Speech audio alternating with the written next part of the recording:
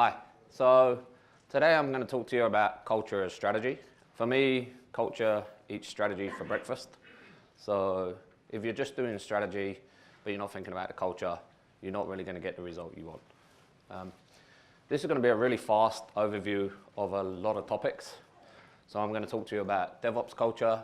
I'm going to talk to you about continuous improvement in DevOps culture, continuous improvement in general, and I'm going to talk to you about TIL organizations and deliberately developmental organizations, or DDOs. So it's going to be really fast. So the slides will be available after. There's a link to the slides.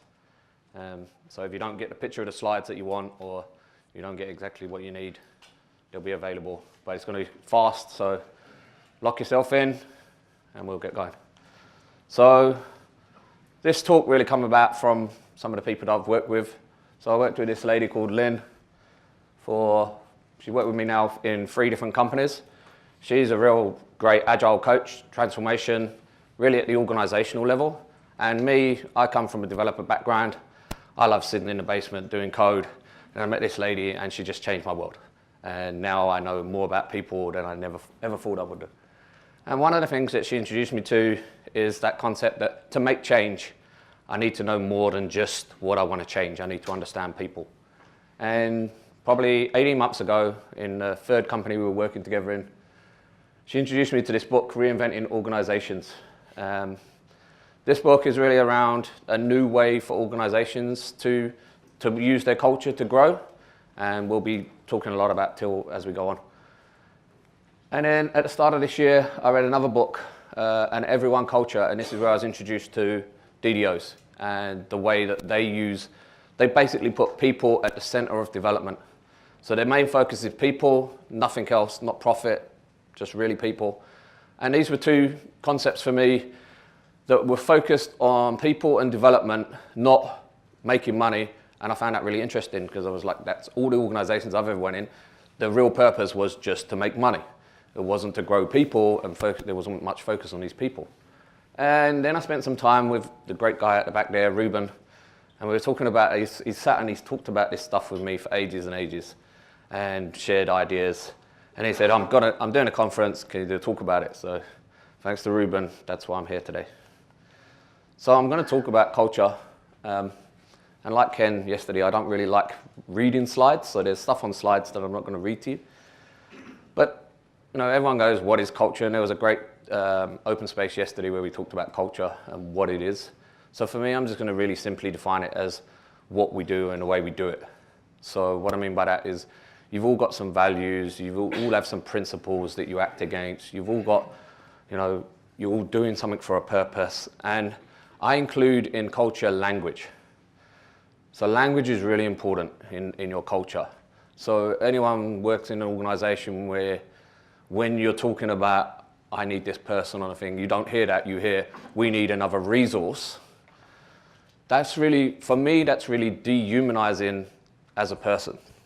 Because I'm not a resource, I'm not a pencil that you can just pick up and move over there. I'm a person. I'm a person, I've got feelings, I operate different ways, I have different values, I have different principles. You can't just swap a person for a person like you can maybe a pencil for a pencil. Unless you're an artist and you've got a HB and a HB4, they're different things. Yeah. So what drives culture at most organizations? So I'm doing some broad brush sort of thing. So most organizations are set up for efficiency rather than effectiveness. So what I mean by that is that most organizations are really just there to get things done. It's not about building the right thing. So if you're into lean and agile, we talk about, do you build the right thing rather than building what people need and that sort of stuff. So it's really, they're focused on just getting things done. So everything's set up to finish. It's not really, the concept of building the quality in is not always there. But they all, like people, organizations have some values, they have some principles, and leadership are really important. If leadership don't have the values and the ways that you believe in, it's really hard for you to follow them, and it's really hard for you to want to be a part of it. And a lot of the time, most organizations, as I touched on, believe that to survive, they've got to make more money and they've got to gain more market share. So there's a focus that drives the behavior. That drives the behavior of a focus on getting things done and getting to the next thing. But we live in a rapidly changing world. We live in a time of enormous change. There's new breakthroughs all the time. Probably since the time we started talking this, we've probably got 20 new JavaScript frameworks. And we're aware of the rise of the knowledge worker and changing needs. So Aristotle, guy on the slides, he said one day that men had more teeth than women. And no one questioned him. Because he's an intelligent guy, no one questioned him. Until finally, down the line, someone did the study and said it wasn't true. So we're always finding out new things. There's always something new for us to learn. So during my research, how many brains do we think we have? I'm going to ask a real simple question. Do we have one brain? Do we have two brains?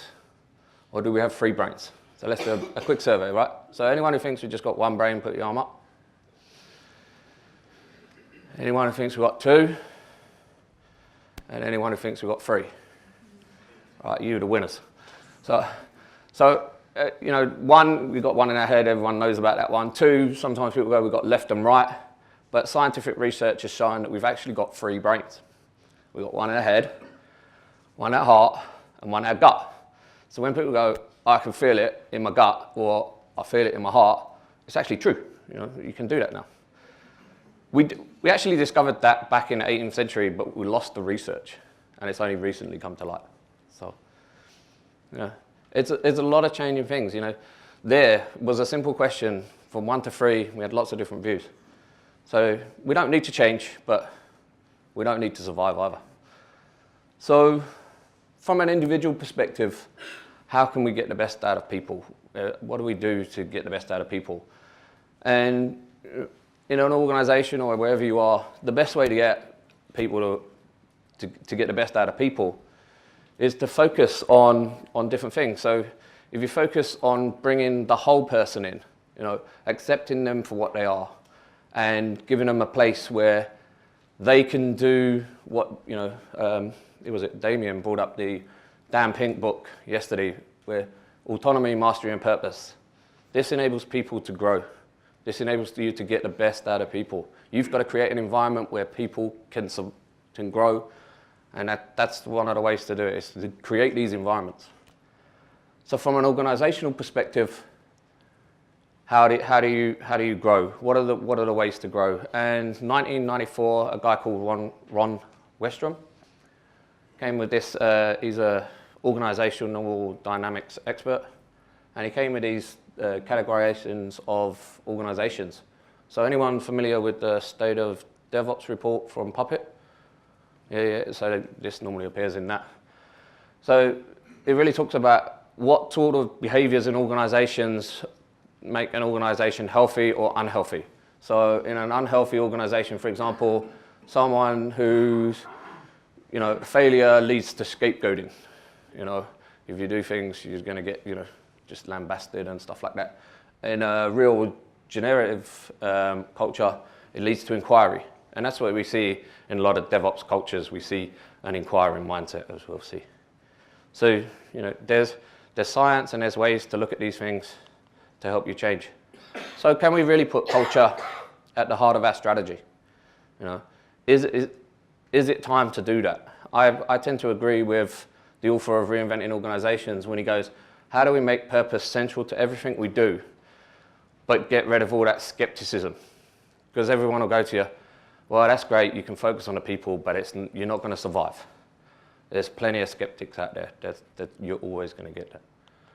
So DevOps as a culture, what does it mean to me? Because I think there's lots of definitions of DevOps. Is Ken around? I really like Ken's description of DevOps. There's loads of them, and that's now my new favorite one. Thanks for that, Ken. But for me, it's something you are. You don't do DevOps. You live it, you breathe it. It's a way of being. It's like you don't do Agile. You be Agile. If you just do the practices of Agile, you're not really being Agile.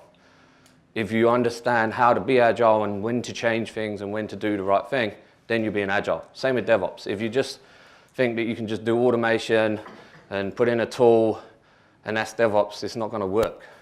You really got to live and breathe the mindset of DevOps. So for those, you've probably all seen this sort of slide with what are the pillars of DevOps culture. It was Gene Kim and John Willis actually came up with the name CAMS. And then thankfully this guy Chris came up with the L so I could make my slide easier to present. So, culture, lean thinking, automation, monitoring and sharing are the real core tenets of DevOps culture. But the main thing that we're going to talk about here is that it's a continuous improvement mindset. That's what DevOps really means for me, is that we continuously aiming to get better. So we do stuff like blameless postmortems to understand what went wrong. We don't look at it like, we don't look for root cause. There's never one root cause. It's a whole series of things that can lead to a problem. It's never one root cause. Root causes really drives me nuts, a bit like Ken. Learning reviews, where we're actually looking to understand, get better understanding of things. Improvement Carter. Anyone using the Improvement Carter? Yeah, some hands at the back there. So Improvement Carter is really great because I use it a lot because it takes out a lot of the biases that we've talked about yesterday, where I might have a bias that I think it's going to be. Well, Bridget was great with the bias that it was a memory issue. Improvement Carter can help you take out your biases and do scientific ways to improvement. So it's a really good way. And really an inquiry mindset. This is a core for me for Dell, is we're always looking to understand and ask how we can learn. So, DevOps as a culture is set up for continuous improvement. But we do have to deal with the barriers to continuous improvement. So the barriers to continuous improvement are stuff like the time. How much, the time it takes for people to change to what we're going to, a consciousness level, to a different way of thinking.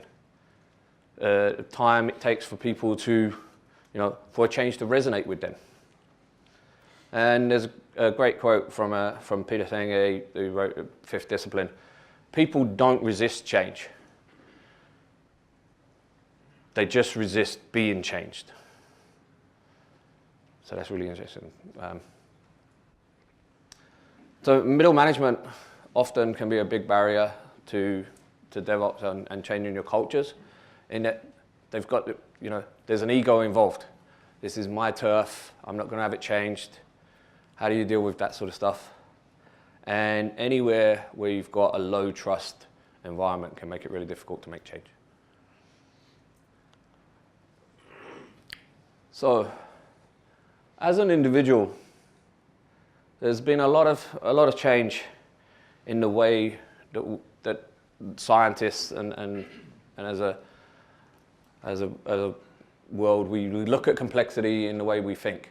So here we've got these are 3 plateaus of adult development. So when the person who drew this graph first drew this graph, so time is continuum. Complexity is not about what you know, it's not about your IQ, it's about the complexity of your thought.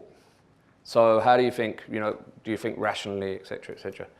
So complexity, obviously we can go up, time we go along.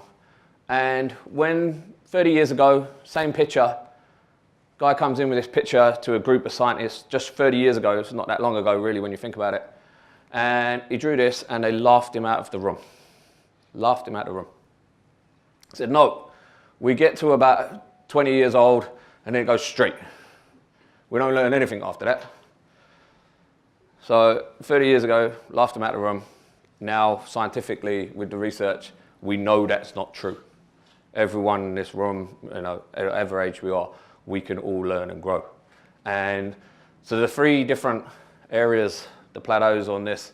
So there's a socialized mindset, which is, about when you're a team player, you're basically just keeping the peace, going along, doing all that stuff. A self-authorizing mind, where you're starting to drive things, you're trying to set your own agendas and then a real self-transforming mind where the leader leads to learn and that sort of stuff.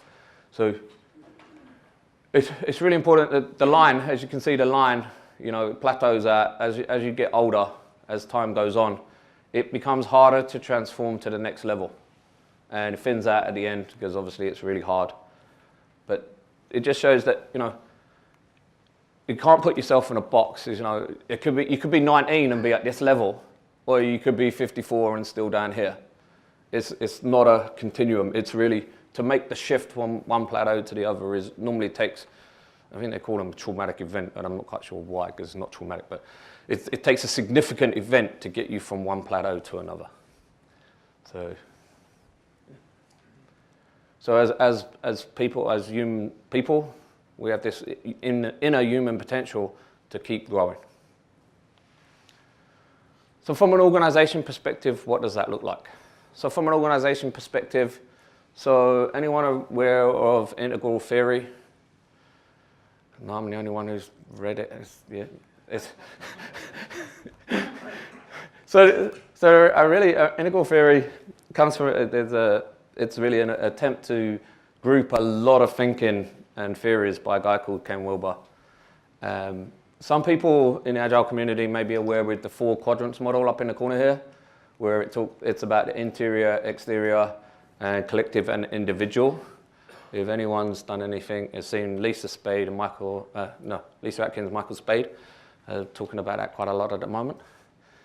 But the things that we're going to talk about is the spiral dynamics, which was this area of study done by a guy, Beck, Cowans and Graves, gave us these mnemonics around the types of organizations and people that we're going to talk about. So there's a red organization. So red organizations are, gangs, mafia, that sort of stuff. Amber are more like churches, sit in the sort of amber thing. Orange is where most organizations will sit today. But when I'm saying these, you can't label everything just by like, oh, you're in a gang, you're in red, or you're in an organization, you're orange. You can't put things in boxes. Like, it's that they most of their traits sit at that level. You may work in an organization that's orange, but actually has some teal aspects to it, as we'll see. Green are the more, they're driven by a purpose in some sense, and teal is what we're going to touch on soon. So it's hard to make it out on this one. So teal sits here. Can you see that right at the back? Because here, teal, there's a real jump between a green organization and a teal organization. This first tier to second tier.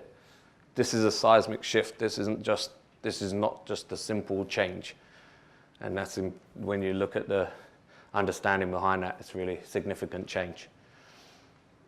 So yeah, orange is where most organizations will sit. So as I said, the slides will be available, and there's loads of reading if you want to understand what all these mnemonics mean. So teal. So this book, as I said, Reinventing Organizations, for those that are interested in understanding even more about it, is really a way of a more complex and refined way of dealing with the world. In a compass, you're looking at the wisdom beyond rationality. This is a change to an either or to a both and. So as a strength, if I'm looking to improve my strengths, do I look at focusing on my weaknesses or focusing on my strength? Or do I do both? So I do both my weaknesses and my strength. So I've got a new person start, and I've got these people that have been here for 50 years. And I'm trying to make a decision. Do I use the experienced people or the new person? Or can I use both and get a really good decision? So teal breakthroughs are the self-management, wholeness, and purpose are 3 of the teal breakthroughs. So self-management is around trust, information, decision-making, responsibility, accountability. Wholeness, equal worth, safe and caring workplace, overcoming separation. And purpose is around What does it mean to me? What's the why? So in a till organization, or from the till paradigm, or any current paradigm, it's the first time in modern history where we've had to deal with so many different types of organizations. So many. If you think about it, like you could be dealing, one day with a red person, someone from a red organization, someone from an amber, orange, green. It's really complex place to work in now. It's really complex to deal with all these different paradigms. And it's got to be operating in a till paradigm, but I think it's operating in any paradigm to some extent. You're going to need to deal with different paradigms. You're going to need, I'm in an orange organization. I might need to deal with someone from a green, mainly green organization, or even someone from an amber organization. And it's not always at the same level, even in the same. So you might have different concepts in the way that you think, to the way that you operate. It's really difficult to put things in a box and label it. So you just need to be aware of that stuff. And one of the real shifts in a till organization is this shift away from stakeholders to shareholders. So stakeholders really are the customers and people like that. So they're more focused on, are we doing the right thing for our people and the people that we care about, than the people who just care about money. So some of the ways they do this, the 3 breakthroughs, is self-management. So this kind of counter-cultural to what we do in most organizations now. So they look for, and there's no hierarchy. They look for a really flat organization.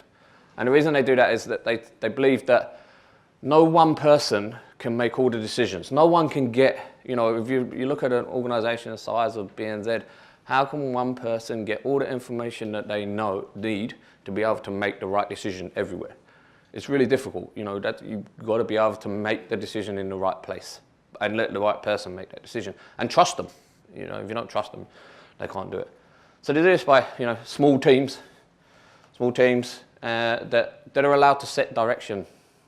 Like we do with agile teams, let them go and work out as a DevOps, what's the tools that we need to use? Let's use the right things for what we know. Let's not sit up high and go, right, you need to use this tool. So they allow teams to do that. And they use this thing called the advice process. Advice process is really interesting in that you get people that are experts in that space, and you get the right people in the room, and they make decisions. Then, you might get advice that you don't like. You don't have to take it. That's up to you. You still have responsibility in all these organizations, but you're kind of expected to go out there and listen to other people rather than just go, right, I just know what I'm doing. Wholeness is that creating that safe environment. Is it safe for me to be vulnerable here? Is it safe for me to fail? How can I bring I'm having a bad day, or I've had a tough time. How does that work with my work? Do I have to not come into work because me being grumpy, or can you deal with that? Bringing all of ourselves is really about being able to help other people as well. So people will come in and they're vulnerable. How do you help them get over that? How do you help people not feel vulnerable at work? Purpose, evolution, purpose. Purpose in itself is, so what inspires people to go to work? Why do I go to work? So this really drives at the why. So in a till organization, you don't go and work for a till organization because you want to get promoted and promoted and promoted. You go there because you believe in what they're doing. You believe strongly in what they're doing. And that's what motivates you. And when the company is driven really by purpose, they don't see competition.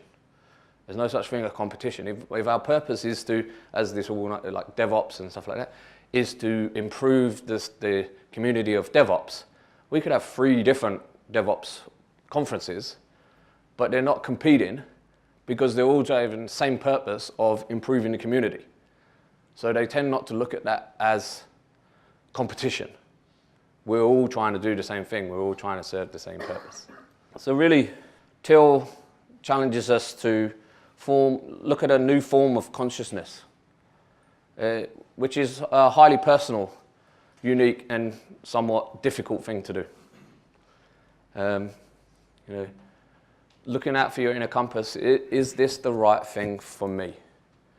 Is this the right thing to do? Do I believe this? So instead of going, oh, you know, we've got this opportunity to do something, but that goes against what I don't think that that's the right thing for us to do. Instead of just going, yeah, but we need the money, you're going to be strong enough to go, no, I don't believe that's the right thing. We're going to leave that on the table. So really bringing that inner yardstick in. We talked about the other stuff. Yeah. And one of the really important stuff is this: develop a sense of togetherness. So that sense that we're all in this together. We're all working together to get the same result. So DDOs, they're pretty similar in a lot of sense. So this book, Everyone Culture, drives into 3 specific companies. So one in IT, one is a hedge fund, and one is a, can't remember. But it's really, DDOs are centered on the development of people, and they're quite specific about what they mean by development. So what they mean by development is that the mindset, the complexity of thinking, and it's based on robust scientific foundations. They have a core belief that people are the fundamental part of your business. If you focus on the people, the rest will come. So in DDOs, they talk about, there's 3 dimensions to a DDO. Edge, which is the height of their developmental aspirations. Breadth of the developmental practices is called the groove, and the depth is called the hug.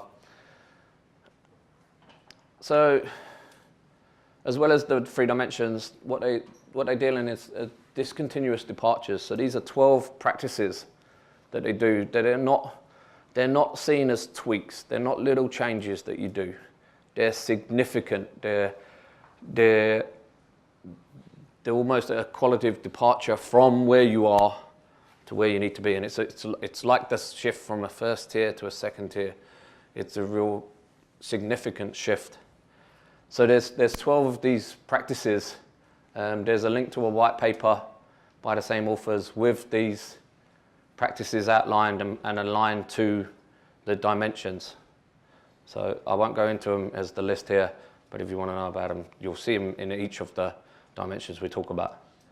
So edge is around we were talking about till, but the edge puts people at the center of as well. And it's really, again, is about creating a trustworthy culture. But here in a DDO, they work on it every day. You're expected to work on the culture every day. So everyone works with everyone every day on culture, and they have specific practices that they do to enable this. So they don't see a tension between human potential and organizational potential, much like we were seeing in Till. There's no, we can't focus on people because we just need to keep making money or do what we need for the organization. It's really like, if we don't grow the people and we don't focus on them, then we're going to struggle to grow as an organization. So practices-wise, they're continuously practicing, as I said. But one of the things about a DDO and then any of these types of organizations, you can't pick up the practices that they're doing and the way that they do things and move them to somewhere else. They're really contextual, and it's really about the organization and what works for them. So there's no silver bullet. You've really got to understand in that organization, what are the practices that we need to do to be able to move us to this level. So they cultivate their own sorts of practices, but one of the core tenets of what they do and what the scientists refer to is they create what's known as a holding environment. And this is really important. This supports the development, and you need to deliver on all 3 of these broad functions to create this holding environment. So the holding environment consists of the holding on stage, which is where someone comes in and they're quite vulnerable. How do you help them? How do you support them? How do you encourage them to grow? And then as they go along, they get to the letting go stage. So this is, if you're looking at it in terms of life, this is where, as a kid, he's done well, he's started to learn to ride the bike. When do you know when to let go and let him go? And when do you know when to hold on? So this is that organization looking at ways to help you grow and let you loose a little bit, let you go off and create some chaos and try some new stuff. But, give you that safety net that, if it doesn't work, we're still here for you. And then the sticking around side of the holding environment is really around, now that you've changed into something different, now that you've grown, how do we keep you? How do we get you to stay? So the concept of, you start as might start as a Java developer, and then you've learned Scala, or you're moving up, or you want to be manager. How do you, as people grow, how do you keep them in your organization rather than letting them go? Because people grow and then they outgrow the organization is what you mainly hear people say. So in these organizations, DDOs, if you get good at your job, they'll move you to a different job. They don't like you to get steady. They don't like you to stay in the same role. Destabilization is seen as a positive. So they focus on, in the communities, is on helping other people. It's just as important in these organizations that you are growing other people as growing yourself. So there's a great story in the DDO book around a lady who was seen as a leader in the organization, but she wasn't helping other people grow. So she got, basically, they've got this leadership group, MV21, and she was chucked out of that because she was not helping people grow. Spent time outside it, done a lot of time helping other people grow in the organization, and got back in. So really important in these organizations that you not just help yourself, that you're seen to be helping others. And one of the big things is this thanking for feedback. So in these organizations, feedback is given from the sense of, I want to help you, so I'm giving you this feedback. It's never judgmental. If you're giving judgmental feedback, you're doing it wrong in that sense. Is the feedback, you thanking people for feedback because it's giving you the opportunity to grow. So you're always looking, thanks, now I can help grow. So one of the core ways that they do this in a lot of these organizations is using the immunity to change framework. Anyone read immunity to change? No? Right. So immunity to change is, this is just a simple spread worksheet. And what it really I ask you to do is to look at where you want to grow and what are your weaknesses in that space and how to grow. So you're really trying to put out there, this is my backhand, this is my weakness, and I'm going to share this with everyone. I might go and share this with Ruben and go, look, this is what I'm working on. And he might go, oh, that's the wrong thing to work on. But I'm not doing it in isolation, and it takes, I've got to be really brave, and you've got to be really honest to make this work. But as a way to grow yourself as a person, it's really, really effective. So DDOs really give us more of the same as the TIL. They're looking to move to the next level of complex thinking. So complex thinking is a real thing. And this concept that we frequently don't know we are wrong, but knowing this is the most important thing. Because quite a lot of time you don't know that you're wrong, but if you know that you're not always right, that's better. It really encourages us to stay true to our choices. So if there's a choice between culture and profit, we always go for culture. And we're looking at, it's around the critical thinking. Avoid solving the problem. Unearth the limitations in the way you and others think. So don't solve problems for people. Help them to solve the problem themselves. So, sounds a bit crazy. Is there any way to run a business? These comments are from industry journalists related to the TIL and the DDO organizations. So I'm not going to read them because I don't like reading them, but you can see them there. And it shows that business excellence and growth and people as a single goal can work. Will it work for everyone? Probably not, but it can be effective. And why the TIL and the DDO organizations may look inefficient in the sense that there's lots of meetings, there's lots of focus on people, there's lots of focus on growth. It actually turns out to be really effective. And that focus on effective rather than efficiency is a real big aspect. So I think, yes, you can. So what can you take away from this? What are you going to do when you leave here today, go back to your normal day jobs, you know, what am I looking to give to you? You know, maybe you can think a bit more about the complexity of the world that we live in from a thinking concepts. You know, how does our organization think? Not the vision, mission statements on the wall, but how do they really think? What are how can I change the way that I approach? How can I change my growth?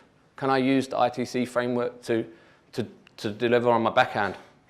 Can I look at modeling some of the behaviors that we saw in the TIL and the DDO organizations?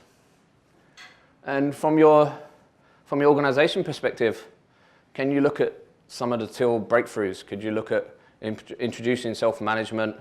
Can you look at being more aware of wholeness?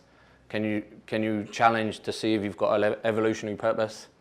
And from the DDO, can you work on your edge, your home, your groove, and maybe some of the discontinuous departures?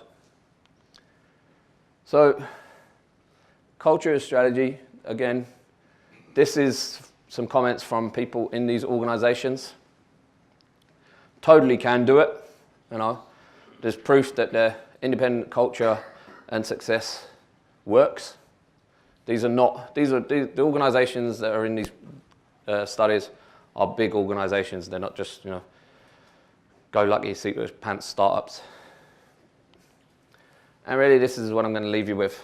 So just ask yourself, how much potential growth in your own business are you leaving off the table by not assuming that your employees' growth and your business growth are really one thing?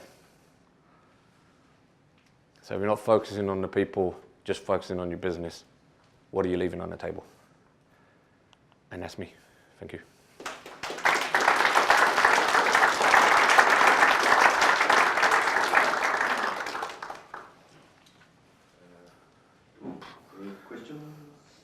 It's really good. One of the things, I don't think you're going to have many people in this room really say that you don't agree with what you said, right? But a lot of the take home for this is, can we get some metrics to prove to senior management that their business is still going to be profitable if we change our culture at that now? You're going to disagree with that, but what do we take home as a metric? As a metric, I would give them the books. Give them the DDO book and show them that, there's a hedge fund, Bridgewater, a hedge fund. They do massive trades in it. And by becoming a DDO, they made more money than they've ever made. They survived the financial crisis, and they put that down to the way that their culture run. They didn't put that down to the way that they knew what was going to happen. When you read about it, they didn't know any more than anyone else. And they didn't get lucky. It was just their culture enabled them to survive. So metric-wise, as you say, is really difficult. But if you look at that and you go, well, they implement this culture, and they're still making more profit than all of these other organizations. Is that a metric that you can use? Yeah. Thank you.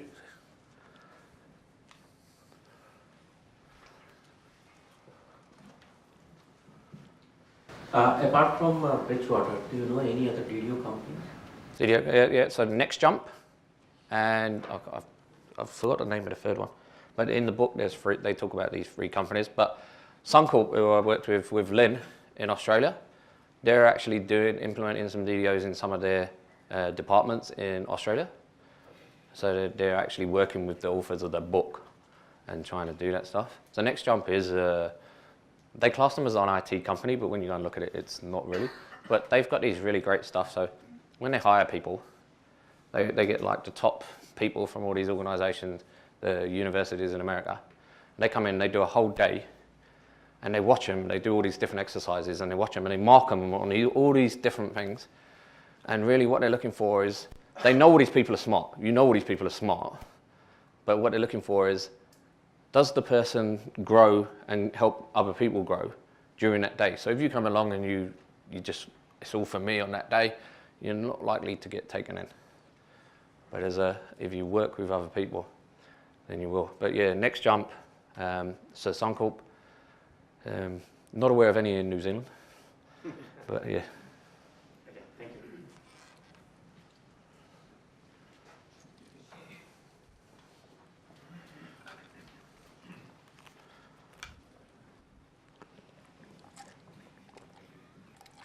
Hey, obviously you're up here talking to us about it because you believe in this stuff. Have you had any personal experience getting into organisations who weren't operating at a tier level, and how did you help influence that company to, go out in the chain?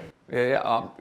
I've never worked at a tier organisation. I think it's, one of the things around these organisations that I said is that destabilisation, that moving people on to different roles all the time.